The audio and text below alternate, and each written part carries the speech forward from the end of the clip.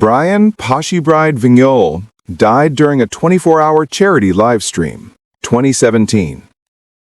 Summary. A Twitch streamer raising money during a marathon stream left the broadcast for a short wake near the end of the event and never returned.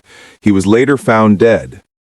Brian Vignol, stream name Pashibryde, was a father of 3 and hosted a long charity live stream, World of Tanks, to raise money for Make-A-Wish and planned marathon sessions.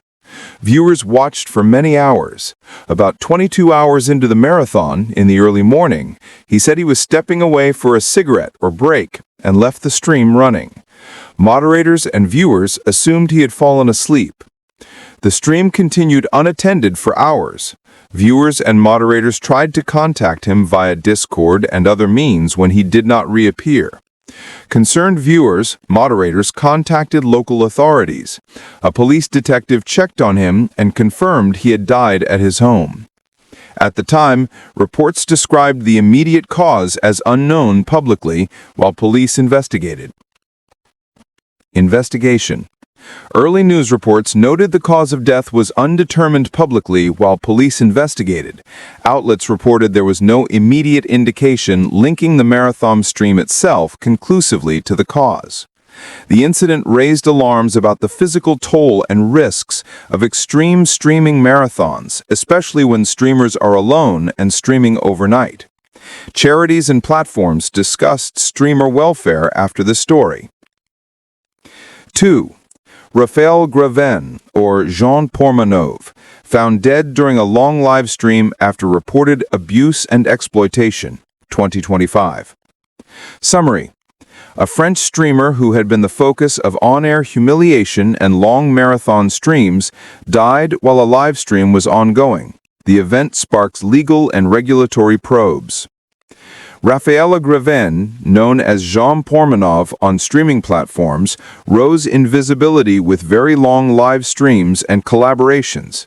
Reporting indicates he had been repeatedly humiliated and mistreated on air by other influencers over months prior to his death.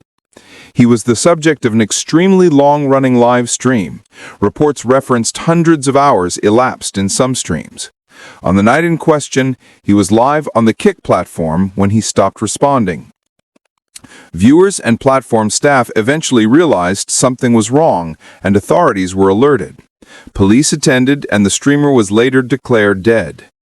Given the public nature and allegations of on-air abuse and exploitation, French authorities opened investigations into the circumstances, the role of other influencers, and platform responsibility.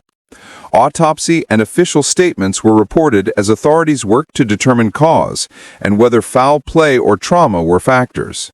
Some reports later stated the autopsy did not show trauma as the immediate cause, but the incident prompted broader probes into platform conduct and safety. Multiple reputable outlets reported police and prosecutors opened investigations. Early autopsy results released to the press reportedly ruled out trauma as the direct cause, but the incident prompted legal scrutiny of the treatment he received on air and how platforms moderate dangerous activities.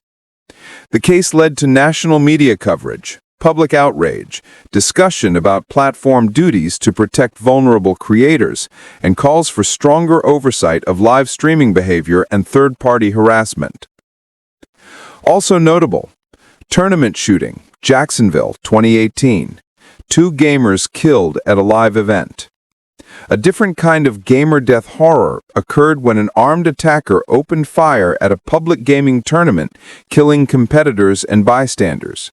That incident is an example of in-person safety risks at events and led to changes in tournament security planning, reported widely by mainstream outlets.